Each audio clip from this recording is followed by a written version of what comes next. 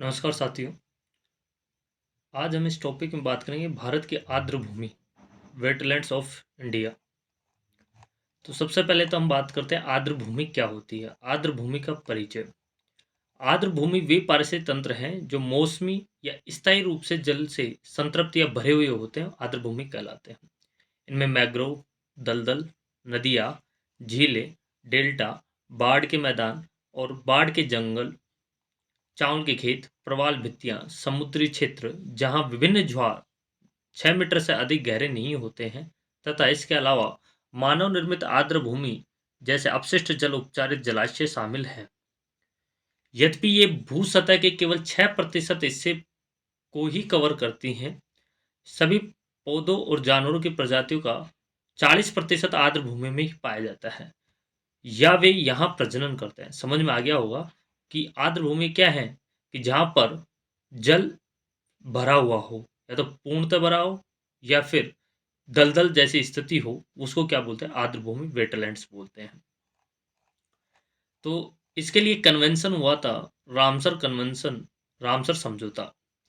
तो Ramsar convention क्या था उसके बारे में बात करते हैं कि 2 फरवरी 1971 में रामसर एक शहर है, कहाँ का, ईरान का। ईरान का एक शहर है रामसर, वहाँ पर एक कन्वेंशन हुआ और उसमें उसको वेटलैंड्स कन्वेंशन के रूप में भी जाना जाता है। और यह रामसर साइट रामसर कन्वेंशन के तहत अंतर्राष्ट्रीय महत्व की एक आर्द्र भूमि है, जिसे वर्ष 1971 में यूनेस्को द्वारा स्थापित एक अंतर सरकारी पर्यावरण संधि वेटलैंड्स पर कन्वेंशन के रूप में भी जाना जाता है। और इसका नाम ईरान के एक शहर के नाम पर रखा गया है, जहां उस वर्ष सम्मेलन पर हस्ताक्षर किए गए थे। रामसर मान्यता दुनिया भर में आर्द्र भूमियों की पहचान है, जो अंतर्राष्ट्रीय महत्व के हैं, खासकर अगर वे जल पक्षियों की लगभग 180 प्रजातियों को आवास प्रदान करते हैं। ऐसी आर्द्र भूमियों के संरक्षण और उनके संसाधनों के विवेकपूर्ण उपयोग में अंतर्राष्ट्रीय हित और सहयोग शामिल करते हैं। तो ये तो हमने यहाँ देखा कि रामसर कन्वेंशन किससे संबंधित है, आर्द्र भूमियों के संरक्षण से संबंधित है। और कब हुआ, 1971 में। और 2 फरवरी 1971 में हुआ। तो विश्व आर्द्र भूमि दिवस कब मनाया जाता है, 2 फरवरी को मनाया जाता है। ये भी आपको याद रखना है। अब हम ये देखते हैं कि भारत में कितनी रामसर साइट हैं, कितनी आर्द्र भूमि क्षेत्र हैं। भारत की बात करते हैं तो भारत में अब तक कितनी है, 75 आर्द्र भूमि क्षेत्र हैं। 75 75 आर्द्र भूमि क्षेत्र है। तो मैं इसको थोड़ा और वाइड करता हूँ, जिससे आपको देखने में आसानी होगी। तो हम 75 की बात करें, कौन कौन से कहाँ हैं। तो सबसे पहले हम देखते हैं कि लद्दाख में 2 हैं, त्योसो मोरिरी झील और त्योसो कर झील, याद रखेंगे आप। और फिर हम बात करते हैं जम्मू कश्मीर में। जम्मू कश्मीर में सूरीनसर मानसर झील, होकेरा आर्द्र भूमि, वुलर झील, हाइगम वेटलैंड कंजर्वेशन रिजर्व, साहबुल वेटलैंड कंजर्वेशन रिजर्व, ये कहाँ के हैं, जम्मू कश्मीर के। फिर हम हिमाचल प्रदेश की बात करते हैं, ये हिमाचल प्रदेश का क्षेत्र है। इसमें पोंगबान झील, रेणुका झील और चंद्रताल झील, समझ में आ गया होगा। ये 3 कहाँ की, हिमाचल प्रदेश की है। फिर हम बात करते हैं पंजाब की। पंजाब में कजली झील, रोपड़ झील, हरीके झील, केशवपुर मियानी सामुदायिक रिजर्व, व्यास कंजर्वेशन रिजर्व, नांगल वन्य जीव अभ्यारण्य, ये कहाँ के हैं, पंजाब के। और एक उत्तराखंड का है आसान बांध, ये उत्तराखंड का है। और हरियाणा के हैं 2, सुल्तानपुर राष्ट्रीय उद्यान और भिंडावास वन्य जीव अभ्यारण्य। फिर राजस्थान के हैं 2, केवलादेव राष्ट्रीय उद्यान और सांबर झील। गुजरात के हैं नल सरोवर पक्षी उद्यान, थोल, बांदवाना, खिजड़िया वन्यजीव अभ्यारण्य, ये हैं।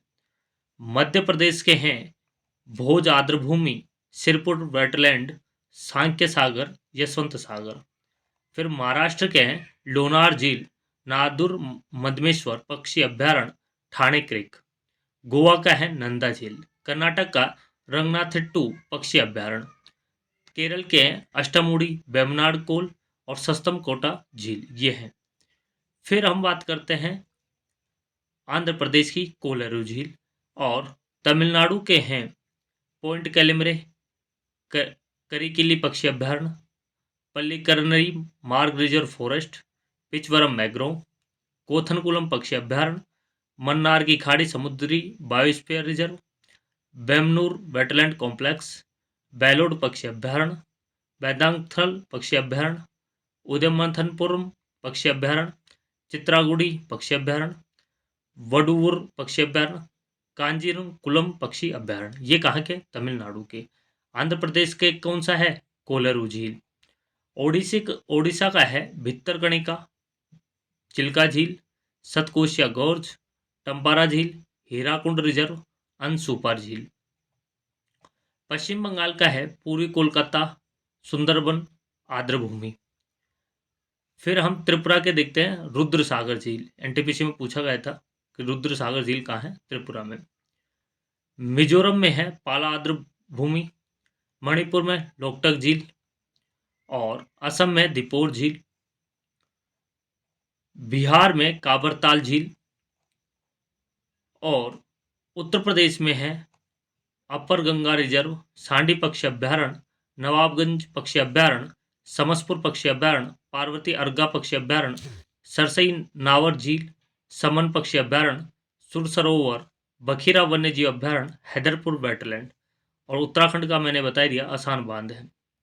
तो यहाँ पर कुछ बातें नोट बन के लिखी हुई हैं, ये देखिए आप कि भारत में सर्वाधिक आर्द्र भूमि वाला राज्य कौन सा है? तमिलनाडु। ये तो हमने देख लिया, तमिलनाडु में सबसे ज़्यादा आर्द्र भूमि है। और भारत में तेलंगाना, छत्तीसगढ़, झारखंड, मेघालय, नागालैंड, अरुणाचल प्रदेश व सिक्किम राज्यों में आर्द्र भूमि क्षेत्र नहीं है। इनमें नहीं है। कौन कौन से? तेलंगाना, छत्तीसगढ़, झारखंड, मेघालय, नागालैंड, अरुणाचल प्रदेश, सिक्किम में नहीं है। और सबसे ज़्यादा है कहाँ? तमिलनाडु में। आर्द्र भूमि वाला क्षेत्र कहाँ है सबसे ज़्यादा? तमिलनाडु में। तो हमने बात की भारत में कितनी है? 75 है।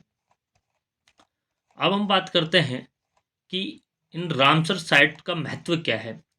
तो रामसर टैग आर्द्र भूमि एक अंतर्राष्ट्रीय नेटवर्क को विकसित करने और बनाए रखने में मदद करता है, जो वैश्विक जैविक विविधता के संरक्षण और उनके पारिस्थितिक तंत्र घटकों, प्रक्रियाओं एवं लाभों के रखरखाव के माध्यम से मानव जीवन को बनाए रखने के लिए महत्वपूर्ण है।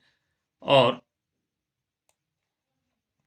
स्थलों को अभी समय के सख्त दिशा निर्देशों के तहत संरक्षित किया जाता है। समझ में आ गया होगा। आज हमने क्या किसके बारे में पढ़ी? आज हमने रामसर साइट के बारे में पढ़ा। और रामसर साइट में ये देखा कि ये आर्द्र भूमियाँ होती क्या हैं और भारत में कितनी आर्द्र भूमियाँ हैं। ये आज के हम क्लास में पढ़ा है। इस थैंक यू। जय हिंद, जय भारत।